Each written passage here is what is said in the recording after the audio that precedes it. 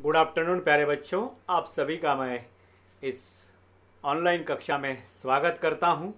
और प्यारे बच्चों, आज हम लोग इकोनॉमिक्स का तीसरा chapter sectors of the Indian economy part 3 को हम लोग देखने जा रहे हैं।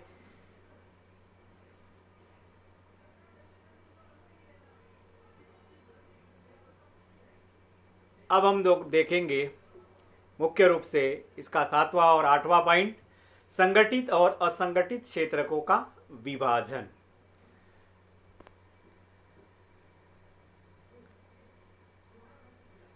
तो पिछले अध्याय में हमने देखा था कि किस प्रकार से भारत में प्राथमिक, द्वितीयक और तृतीयक क्रियाओं में रोजगार एवं देश के सकल घरेलू उत्पाद ने उनके योगदान के बारे में हमने देखा था, और रोजगारों का सृजन कैसे किया जा सकता है इनको भी हमने देखा था। और आज हम लोग देख रहे हैं संगठित और असंगठित क्षेत्रकों का विभाजन। तो सामान्यतः आर्थिक कार्यों को विभाजित करने के एक अन्य तरीकों का हम लोग परीक्षण करते हैं। इसे लोगों के नियोजित होने के आधार पर देखा जाता है। इनके काम करने के शर्तें क्या है, क्या ये कोई नियम और विनियम है इनके लिए जिनका रोजगार के संदर्भ में अनुपालन किया जाता है। इस आधार पर संगठित और असंगठित क्षेत्रकों के रूप में विभाजित किया जाता है। इसमें कांता और कमल का उदाहरण भी आपके पास है। संगठित क्षेत्र या नियमित रोजगार की विशेषताएं लिखो, ये प्रश्न इंपॉर्टेंट है जो आपको आता है। प्यारे बच्चों, संगठित मतलब होता है परमानेंट नौकरी। सिंपल ध्यान में रखना है इसको, जो बेसिक कॉन्सेप्ट। संगठित मतलब परमानेंट नौकरी। अब जब परमानेंट नौकरी है तो उन्हें वो सारी सुविधाएं मिलती है जो सामान्यतः नियम कानून के अनुसार होते हैं। और असंगठित का मतलब होता है अनियमित, मतलब परमानेंट नहीं होते हैं। इसमें डेली वेजेस वर्कर हो सकते हैं, ठीक है, और ये परमानेंट नहीं होते। तो ये एक आर्थिक कार्यों का विभाजन है जो लोगों के नियोजित होने के आधार पर वर्गीकृत किया जाता है। संगठित क्षेत्र में उद्यम अथवा कार्य आते हैं जहां रोजगार की अवधि नियमित होती है। वेरी सिंपल, रोजगार की अवधि पूर्ण रूप से नियमित होती है, मतलब उसे नौकरी से नहीं निकाला जाता है, और लगभग जानते हैं आप लोग 30 साल तक या 60 वर्ष तक वो नौकरी कर सकता है। इस क्षेत्र में लोगों के पास सुनिश्चित काम होता है, मतलब हर एक व्यक्ति को निश्चित काम दिया जाता है। यह सरकार द्वारा रजिस्टर्ड होते हैं, पंजीकृत होते हैं, और इन्हें सरकारी नियमों और विनियमों का पालन करना आवश्यक होता है। तो ये कंपनी जो होती है ये पूरी तरह से रोजगार जो होते हैं ये पंजीकृत होते हैं, और सरकारी नियमों का, विनियमों का इनको पालन करना होता है। कर्मचारियों को रोजगार सुरक्षा के सारे लाभ दिए जाते हैं। इन क्षेत्रकों के नियमों जैसे कारखाना अधिनियम, न्यूनतम मजदूरी अधिनियम, मुझे कारखाने के जो भी नियम है वो उसको पालन करना होता है। न्यूनतम मजदूरी कितनी देना है ये उनको पालन करना होता है। सेवा अनुदान अधिनियम, मतलब सेवा निवृत्त होने के बाद में उन्हें ग्रेजुटी कितनी देना है वो भी उसमें निश्चित होता है। दुकान एवं प्रतिष्ठान अधिनियमों का पालन करना भी उनके लिए अनिवार्य होता है। काम का समय निश्चित होता है प्यारे बच्चों, और अगर समय से ज़्यादा काम करते भी है तो नियोक्ता मतलब मालिक, उन्हें अतिरिक्त वेतन देना होता है, जिसको हम लोग ओवरटाइम कहते हैं। तो ओवरटाइम के रूप में उसको अतिरिक्त वेतन दिया जाता है। सवेतन छुट्टी मिलती है उन्हें। सवेतन मतलब अगर छुट्टी भी लेता है तो उस दिन की पगार कटती नहीं है, उसे मिल जाती है। अवकाश काल छुट्टी भी मिलती है। भविष्य निधि भी मिलती है उनको, मतलब जो उनके कंट्रीब्यूशन पैसे कटते हैं हर महीने में, वो लास्ट में उनको पैसे मिलते हैं। सेवानुदान यानी ग्रेजुटी उनको मिलती है, जो अगर लगभग 20 साल सर्विस करने के बाद में एक निश्चित अमाउंट जो होता है वो गवर्नमेंट की तरफ से दिया जाता है। चिकित्सीय लाभ, मेडिकल फैसिलिटीज़ अवेलेबल होती है उनको। सेवानिवृत्त होने पर पेंशन पाने का भी उन्हें अधिकार होता है। तो ये सारे जो है संगठित क्षेत्र के रोजगार वालों को मिलता है या नियमित नौकरी वाले को मिलता है। नियमों के अनुसार कारखाना मालिक को पेयजल और सुरक्षित कार्यस्थल और पर्यावरण जैसी सुविधाओं का सुनिश्चित करना होता है। तो जो नियमों के अनुसार कारखाना मालिक होता है उसको कारखाने में पानी की, पीने की व्यवस्था, उसके बाद में सुरक्षित कार्यस्थल, मतलब किसी भी प्रकार के कोई डेंजर जोन वहाँ न हो, और पर्यावरण के लिए वहाँ पर पेड़ पौधे, ये सारी चीज़ों का ध्यान रखा जाता है। कर्मचारियों को अपने वरिष्ठों के खिलाफ शिकायत करने का अवसर मिलता है। यहाँ पर एक बात है, संगठित क्षेत्र में अगर अपने बॉस के खिलाफ, अपने मालिक के खिलाफ अगर उसे कोई शिकायत करना चाहता है तो उसे वो अवसर मिलता है। वर्तमान समय में तो आप लोग जानते हैं आरटीआई के अनुसार हर एक जगह पर वो सारे अधिकारियों की नियुक्ति की गई है। तो इस प्रकार से संगठित क्षेत्र के एक बहुत ही सुरक्षित क्षेत्र माना जाता है और वो सारी सुविधाएं उनको मिलती है। अभी इसके विपरीत हम लोग देखेंगे असंगठित क्षेत्र। यह एक आर्थिक कार्यों का विभाजन है, वहीं जो लोगों के नियोजित होने के आधार पर वर्गीकृत किया जाता है। असंगठित क्षेत्र छोटी छोटी और बिखरी इकाइयां हैं जो अधिकांशतः सरकारी नियंत्रण से बाहर होती है। सरकार का नियंत्रण होता है लेकिन नाम मात्र होता है। रोजगार प्राय यहाँ नियमित नहीं होते हैं, किस दिन काम मिला तो मिला, नहीं तो नहीं। इस क्षेत्र के नियम और विनिमय तो होते हैं, मतलब यहाँ भी कुछ नियम कानून होते हैं, लेकिन ये जो क्षेत्र होते हैं ये लोग इसका पालन नहीं करते हैं या नहीं के बराबर ये पालन करते हैं। यह कम वेतन वाले रोजगार होते हैं, प्राय नियमित नहीं होते, मतलब वेतन भी कम होता है और नियमित नहीं होते हैं। यहाँ अतिरिक्त समय पर काम करने, सवेतन छुट्टियाँ, अवकाश, बीमारी के कारण छुट्टियाँ इत्यादि का कोई प्रावधान नहीं। जिस दिन काम पे नहीं गया उस दिन की उनको मजदूरी नहीं और कोई अन्य फैसिलिटीज नहीं होती है। इस क्षेत्र में प्रसूति, अवकाश, शिशु देखभाल व अन्य सामाजिक सुरक्षा तंत्र जैसी सुविधाएं नहीं होती। वही परमानेंट नौकरी में अगर कोई एम्प्लॉय है, फीमेल एम्प्लॉय, तो उसको बच्चे का जब जन्म होता है तो उन्हें 6 महीने के लिए वहाँ पर उनको मैटरनिटी लीव मिलती है। शिशु को देखभाल करने के लिए 2 साल की सीसीएल लीव मिलती है और ऐसे अन्य सामाजिक सुरक्षा तंत्र भी उसके डिपार्टमेंट में होते हैं जो उसके गरिमा को ठेच ना पहुँचे उस दिशा के लिए। रोजगार सुरक्षित नहीं होते हैं। यहाँ पर श्रमिकों के बिना कारण हटाया जा सकता है, वो तो नियोक्ता के मर्जी पर होता है। अगर उसको उसका काम पसंद नहीं है या उसको उसके साथ कोई बातचीत हो गई, हॉट टॉक हो गए, तो तुरंत उसे काम से निकाला जाता है। कुछ मौसम में जब काम नहीं होता है तब उन्हें हटाया जाता है। बहुत से लोग नियोक्ता के पसंदी पर, मतलब नियोक्ता मतलब मालिक जब तक मर्जी है तब तक वो काम पर रख सकता है, वो कभी भी निकाल सकता है। श्रमिकों को मालिक के खिलाफ शिकायत का कोई अवसर ही नहीं होता है, क्योंकि अगर वो शिकायत करेगा तो दूसरे दिन उसको मालिक घर से काम से निकाल देगा और इसलिए मजबूरी में उनके सारे कम वेतन व अधिक घंटे तक काम करने के लिए हमारे देश के मजदूर मजबूर हो जाते हैं। आपने देखा कि असंगठित क्षेत्र के रोजगार का कोई संरक्षण नहीं होता है, प्राय उनका शोषण होता है। यह स्थिति ग्रामीण तथा शहरी दोनों जगह देखने को मिलती है। अब हम लोग देखते हैं असंगठित क्षेत्र में श्रमिकों का संरक्षण कैसे किया जा सकता है, क्योंकि संगठित क्षेत्र को में तो लगभग श्रमिकों को संरक्षण मिलता ही है कानूनी रूप से या अन्य सभी चीज़ों से, लेकिन असंगठित क्षेत्र में शोषण होता है। उनका शारीरिक और मानसिक और आर्थिक तीनों शोषण होता है। असंगठित क्षेत्र के श्रमिकों को बहुत कम वेतन मिलता है और संगठित क्षेत्र के श्रमिकों जैसे सेवा के अन्य लाभ भी नहीं मिलते। उन्हें उचित मजदूरी नहीं मिलती है, आय कम और अनियमित होती है तथा रोजगार का कोई संरक्षण नहीं होता है, प्रायः उनका शोषण होता है। यह स्थिति ग्रामीण और शहरी दोनों जगह मिलती है। तो निम्नलिखित तरीकों से हम लोग असंगठित क्षेत्र में श्रमिकों का संरक्षण किया जा सकता है। ग्रामीण क्षेत्र में असंगठित श्रमिकों का संरक्षण कैसे कर सकते देखते हैं।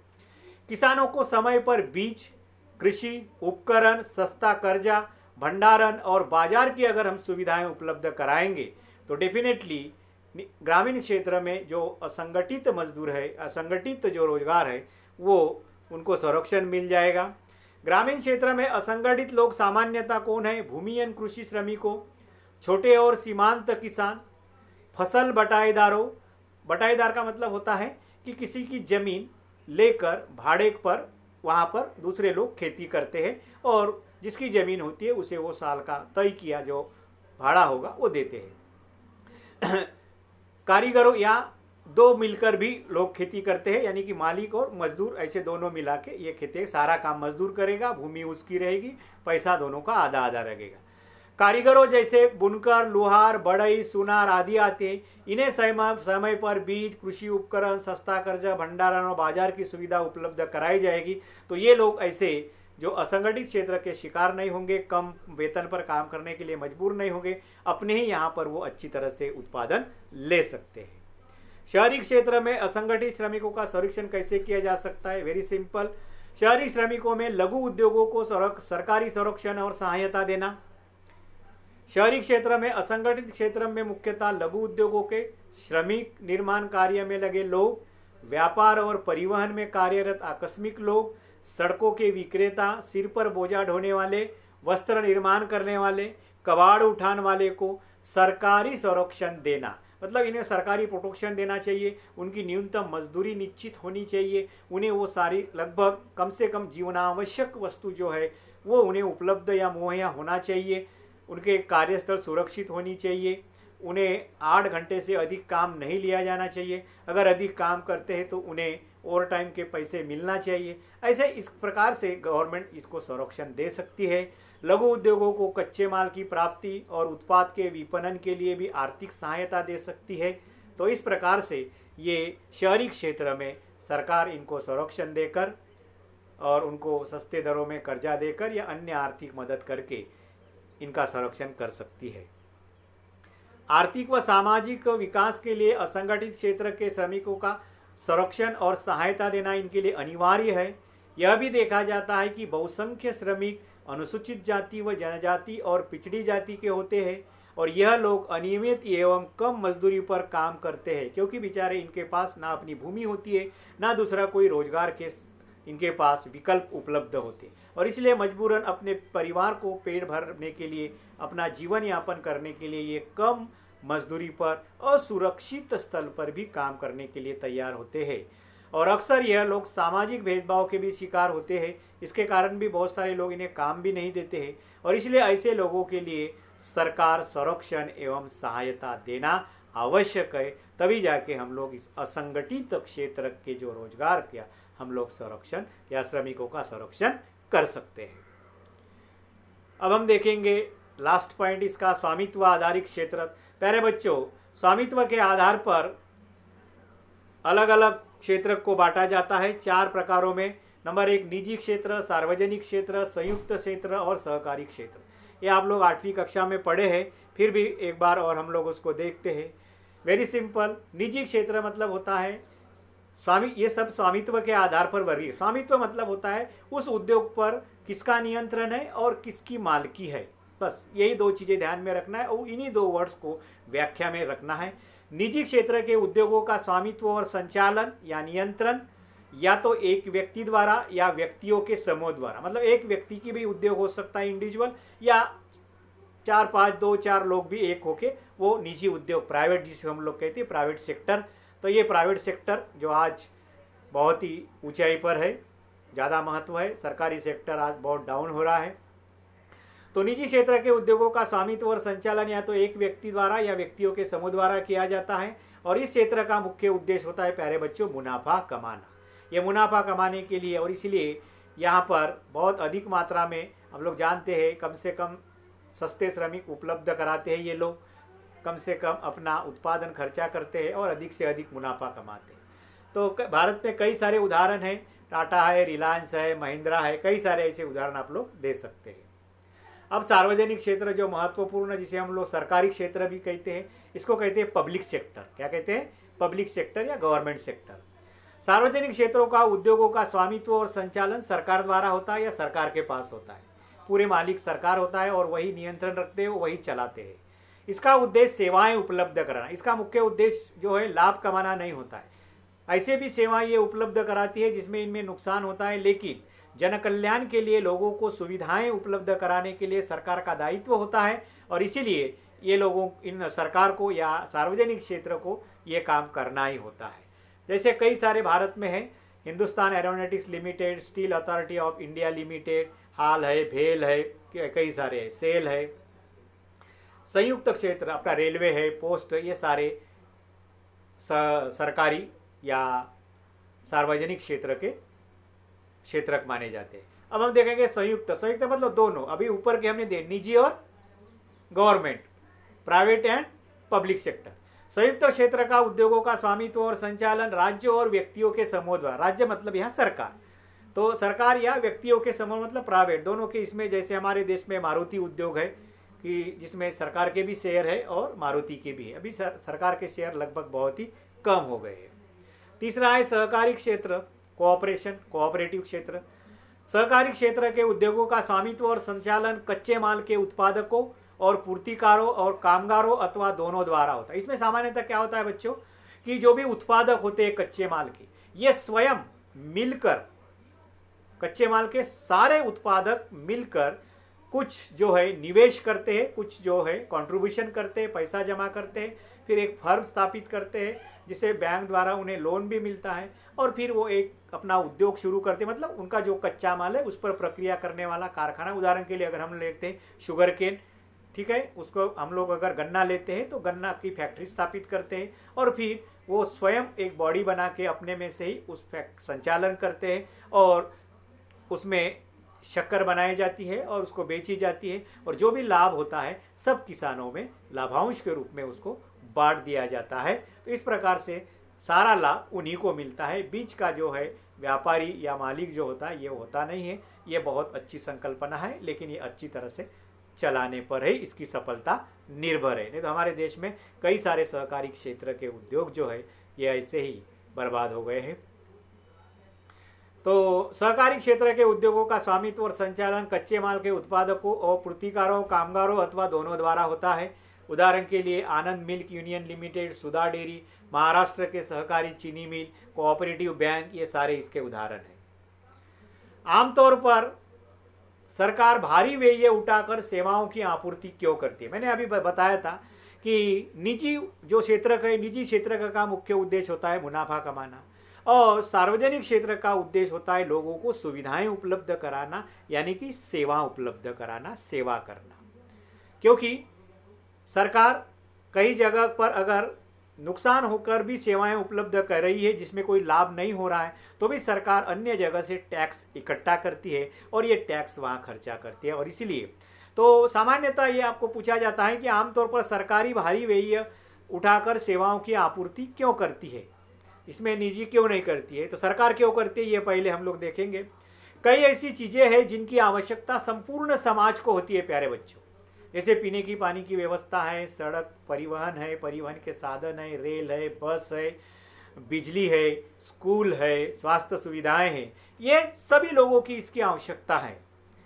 निजी क्षेत्र उन्हें उचित कीमत पर, अगर मान लेते हमने ये निजी क्षेत्र को दे दिया तो क्या होगा, वो ज़्यादा कीमत पर बेचेंगे, और ज़्यादा कीमत पर बेचेंगे तो जो लोग हैं लोग उसको खरीद ही नहीं कर पाएंगे। और इसीलिए ये सरकार की जिम्मेदारी बनती है कि वो इसकी आपूर्ति सरकार करे, चाहे जितना भी खर्चा है।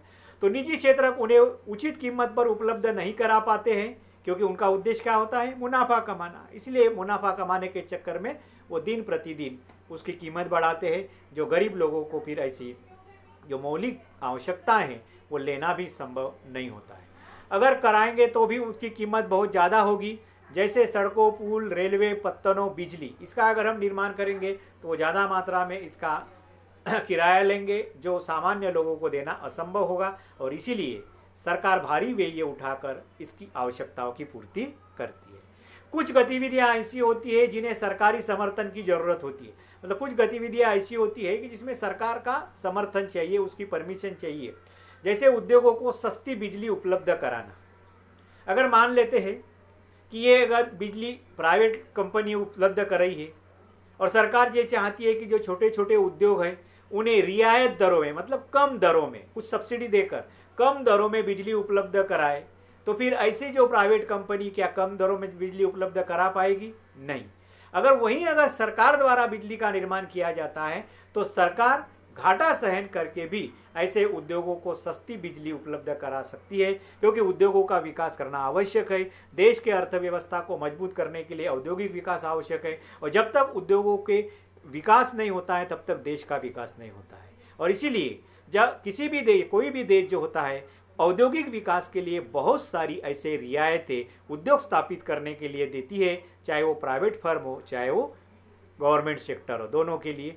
जैसे उदाहरण के लिए सब्सिडी, जैसे भूमि उनको लीज पर देना, बहुत ही नाममात्र दामों पर दिया जाता है, बिजली उपलब्ध किया जाता है, सड़क, परिवहन आदि की सुविधाएं उपलब्ध की जाती है। सरकार की जो प्रोसेस है, परमिशन प्रोसेस, उसको बहुत ही क्या कहते हैं, सरल बनाया दिया जाता है, और आज वही हो रहा है। तो इस प्रकार से इसीलिए सरकार इन आवश्यकताओं की पूर्ति करती है। तीसरा है, सरकार सार्वजनिक वितरण प्रणाली के माध्यम से किसान और उपभोक्ता दोनों को सहायता करती है। सार्वजनिक वितरण प्रणाली आप लोग जानते हैं प्यारे बच्चों, सरकार क्या करती है, हर वर्ष मानसून के पूर्व फसल बोने से पहले हर वस्तुओं की कीमत, एक न्यूनतम कीमत जो है वो डिक्लेयर करती है, जिसको कहते हैं मिनिमम सपोर्टिव प्राइस, MSP, न्यूनतम समर्थन मूल्य। जो मूल्य सरकार घोषित करती है उसी मूल्य पर फिर सरकार उन्हीं किसानों से क्या करती है, फसल खरीदी करती है। और खरीदी की गई फसल ये किसको देती है, गरीब जनता को, गांव वालों को सार्वजनिक वितरण प्रणाली जिसे हम लोग कहते हैं राशन के दुकान के माध्यम से ये लोगों तक पहुंचाया जाता है। इस प्रकार से किसानों से न्यूनतम समर्थन मूल्य पर फसल खरीदी करके किसानों को सहायता देती है सरकार, और दूसरी तरफ खरीदी की गई फसल को, भोजन को या खाद्यान्न को लोगों तक पहुंचाने का काम सार्वजनिक वितरण प्रणाली के जरिए सरकार करती है। इस प्रकार से दोनों को सहायता करती है। अधिकतर आर्थिक गतिविधियां ऐसी है जिनकी प्राथमिक जिम्मेदारी सरकार पर है। तो बहुत सारी ऐसी आर्थिक गतिविधियां हैं प्यारे बच्चों जो संविधान में लिखा है कि ये सरकार का दायित्व है, सरकार की जिम्मेदारी है इन आवश्यकताओं की पूर्ति करना। जैसे जो हमारी मौलिक आवश्यकता है, मौलिक आवश्यकताओं की आपूर्ति करना संविधान, माफ कीजिए, सरकार की जिम्मेदारी है, ये संवैधानिक प्रावधान है। और इसीलिए सरकार की यह प्राथमिक जिम्मेदारी बनती है और इसीलिए इस पर व्यय करना सरकार की अनिवार्यता होती है। जैसे शिक्षा और स्वास्थ्य सुविधाएं, अगर ये सरकार स्थापित नहीं करेंगे तो देश के कई सारे लोग शिक्षा नहीं ले पाएंगे, क्योंकि प्राइवेट शिक्षा में बहुत अधिक फीस होती है। और स्वास्थ्य सुविधा भी वही हाल है कि प्राइवेट अस्पताल में जाओगे तो कितना सारा पैसा का वो इलाज के लिए खर्चा करते हैं, कितने सारे उनके फीस महंगी होती है, दवाइयाँ महंगी होती है, ट्रीटमेंट महंगे होते हैं। और जहाँ ग्रामीण रुग्णालय या जो भी सरकारी अस्पताल है वहाँ उनका मुफ्त में या बहुत ही कम खर्चे में होता है। तो भारत में निरक्षरों की संख्या विश्व में अधिक है। उसी प्रकार लगभग आधे बच्चे कुपोषण के शिकार हैं, उनमें से 1/4 गंभीर रूप से बीमार भी है। ये एक स्थिति है। इस पर क्या उपाय कर सकते हैं? सभी को सुरक्षित पेय जल उपलब्ध किया जाए, निर्धनों के लिए आवासीय सुविधाएं, भोजन एवं पोषण पर ध्यान देने की जरूरत है। प्यारे बच्चों, हमारे देश में कुपोषण की समस्या एक बहुत ही एक चुनौती है हमारे लिए। एक तरफ हमारे देश में खाद्य आपूर्ति में हम लोग स्वयं पूर्ण हैं। फूड सिक्योरिटी हमारे 3 साल तक, अगर देश में फसल नहीं होगी तो 3 साल तक हम देश को खिला सकते, इतना हमारा बफर स्टॉक है। बफर स्टॉक मतलब गोडाउन में स्टॉक सरकार द्वारा खरीदी किया गया अनाज। लेकिन दूसरी तरफ बहुत सारे ऐसे बच्चे भी हैं कि जो कुपोषण के मर रहे, जिन्हें अच्छा भोजन नहीं मिल रहा है, पौष्टिक आहार नहीं मिल रहा है। ये भी एक वास्तविकता है और इसीलिए इनके लिए सुरक्षित पेय जल, ये तो दुर्भाग्य है हमारे देश का कि इतने साल बाद भी आज भी देश के लोगों को, ग्रामीण तो छोड़ो लेकिन शहर के लोगों को भी साफ सुथरा या शुद्ध पेय जल की आपूर्ति नहीं होती है। शुद्ध पेय जल तो बहुत दूर है, सादा साफ सुथरा पानी भी नहीं मिलता है, ये रियलिटी है। तो ये इसके आपूर्ति होना चाहिए। निर्धनों के लिए आवासीय सुविधाएं होनी चाहिए, लोगों को रहने के लिए अच्छा घर बना के देना चाहिए, पर्याप्त मात्रा में भोजन उपलब्ध कराना चाहिए और पोषण आहार, उनके पोषण पर ध्यान देना चाहिए। ठीक है, समय समय पर उनका स्वास्थ्य चेक कराना चाहिए, ये सारी चीज़ें करवाना चाहिए। सरकार का यह भी कर्तव्य है कि बजट बढ़ाकर, सामान्यतः शिक्षा और स्वास्थ्य के लिए सरकार का जो बजट होता है वो बहुत ही कम होता है। तो अत्यंत निर्धनों और देश के पूर्णतः उपोक्षित भागों की देखभाल करने के लिए इनके लिए विशेष बजट में वृद्धि किया जाए और इनके लिए विशेष योजनाएं बनाकर इनको देश के मुख्य धारा में लाना चाहिए या इनके कुपोषण की समस्याओं से दूर करना चाहिए। अभी लास्ट है, बहुत सारी ऐसी आवश्यकताएं होती हैं जो सभी के लिए अनिवार्य होती है, परंतु इसकी आपूर्ति निजी क्षेत्र नहीं करते हैं। ऐसे समय यह कार्य सार्वजनिक क्षेत्र अथवा सरकार उठाती है। ऐसा क्यों? अपने समर्थन में 4 बिंदु दीजिए। अभी जो हमने देखा है वही है। तो वेरी सिंपल, पहला कारण देखिए कि बहुत सारी ऐसी आवश्यकता है कि जो निजी कंपनियां उपलब्ध नहीं करा सकती है, तो सरकार को ही उठाना पड़ता है। क्यों? तो बहुत सारी आवश्यकताएं ऐसी होती है जो समाज के लिए अनिवार्य होती है और उससे कम कीमत पर उपलब्ध कराना आवश्यक होता है, परंतु ऐसे कार्य करने में निजी क्षेत्र की कोई दिलचस्पी नहीं होती है, क्योंकि निजी क्षेत्र का उद्देश्य तो वो तो उनको अगर परमिशन देते हैं तो ऐसी आवश्यकताओं की पूर्ति करने के लिए वो तो तैयार बैठे हैं। लेकिन समस्या ये है बच्चों कि वो अगर करेंगे तो वो क्या सस्ते में देंगे? वो तो क्योंकि उनका उद्देश्य ही है मुनाफा कमाना। तो मुनाफा कमाने के चक्कर में वो इतनी कीमतें बढ़ाएगी तो फिर सामान्य इंसान, गरीब मजदूर उसको ले नहीं सकेंगे और ये बहुत बड़ी समस्या निर्माण हो जाएगी। और इसीलिए निजी क्षेत्र की इसमें कोई दिलचस्पी नहीं होती है। ऐसे समय सरकार की ये जिम्मेदारी बनती है कि सामुदायिक हितों के लिए उन्हें उपलब्ध कराए, जैसे शिक्षा, स्वास्थ्य, सड़क, परिवहन, बिजली, इस प्रकार के उदाहरण दे सकते हैं आप लोग। अभी देखिए, बहुत सारी आवश्यकताओं का निर्माण करने के लिए बहुत अधिक धन की आवश्यकता होती है और इतना धन जुटाना निजी कंपनियों को मुश्किल होता है। अगर हम लोग किसी प्राइवेट कंपनियों को देश में सड़क बनाने का ठेका देते तो इतना सारा, एक व्यक्ति के पास इतना सारा पैसा उपलब्ध नहीं हो सकता, या बिजली का निर्माण या सभी पूरे देश के लिए एक विशेष कंपनी निर्माण नहीं कर सकती है या उसके क्षमता से बाहर हो सकता है। और इसीलिए इतना धन केवल सरकार ही जुटा सकती है, क्योंकि सरकार को विभिन्न क्षेत्रों से पूरे देश की जनता से टैक्सेस आते हैं और जिसके कारण इनके पास भारी मात्रा में धन उपलब्ध होता है और वो खर्चा कर सकती है। तीसरा पॉइंट है, निजी कंपनियों को कम कीमत पर उपलब्ध कराना निजी कंपनियों को आसान नहीं होता है। वेरी सिंपल प्यारे बच्चों, निजी कंपनियों को कोई भी चीज़ कम कीमत पर उपलब्ध कराना उनके लिए आसान नहीं होता है। क्यों? क्योंकि उनका उद्देश्य होता है मुनाफा कमाना, तो वो कम कीमत पर वस्तु उपलब्ध ही नहीं करा पाएंगे। तो इसीलिए सरकार को ये उठाना है। कुछ गतिविधियां को सरकारी समर्थन की आवश्यकता होती है, जैसे लघु उद्योगों को सहायता करना, किसानों को आर्थिक एवं संरचनात्मक मदद करना, किसानों को सब्सिडी देना वगैरह। तो ये अगर हम प्राइवेट को दे देंगे तो वो ऐसी सब्सिडी नहीं देंगे, और इस प्रकार से इसलिए सरकार को इसका जिम्मेदारी उठानी है।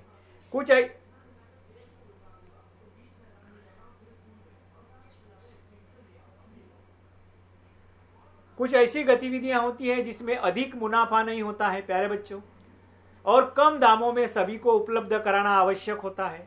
ऐसे समय इन सुविधाओं को उपलब्ध कराने की प्राथमिक जिम्मेदारी सरकार की होती है।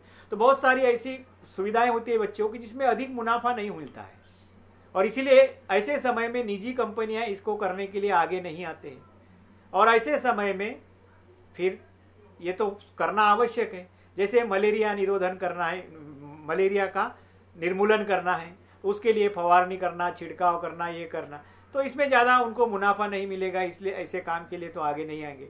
तो जैसे जल आपूर्ति, शिक्षा, स्वास्थ्य, सार्वजनिक वितरण प्रणाली, तो इसमें उनको लाभ नहीं मिलता है, इसलिए इसको करने के लिए तो आगे नहीं आएंगे, और इसीलिए ये अपने आप किस पर जिम्मेदारी आ जाती है? सरकार पर। तो प्यारे बच्चों, आज हम लोग यही रुकते हैं, कल मिलेंगे नए विषय के साथ। और ये इसके ऊपर जो प्रमुख प्रश्न हैं इनको आप लोग आराम से लिख लीजिए। सारे प्रश्नों के उत्तर पूरे स्लाइड में दिए गए हैं और उसी पॉइंट के अनुसार आपको लिखना है। तब तक के लिए धन्यवाद।